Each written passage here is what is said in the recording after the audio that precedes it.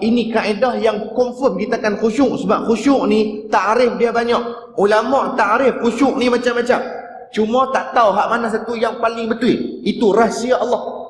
Sebab siapa pun tak boleh kata dia khusyuk. Dan siapa pun tak tahu khusyuk tu hak betulnya lagu mana. Cuma jalan untuk mencapai khusyuk ada. Ulama' susun. Di antara jalannya ialah memahami bacaan dalam sembahyang. Kita faham makna bacaan dalam sembahyang kita.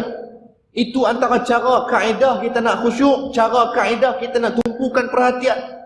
Kita sembahyang belah-belah tahun, puluh-puluh tahun dah. Kita faham tak makna yang kita duk baca dalam sembahyang? Mula daripada Allahu Akbar sampai Assalamualaikum.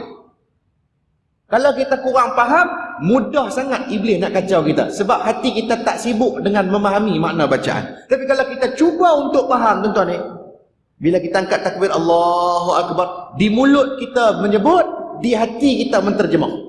Maka bila kita sibukkan hati kita duk fikir ke makna bacaan tu, hati kita ni payah iblis nak masuk kacau.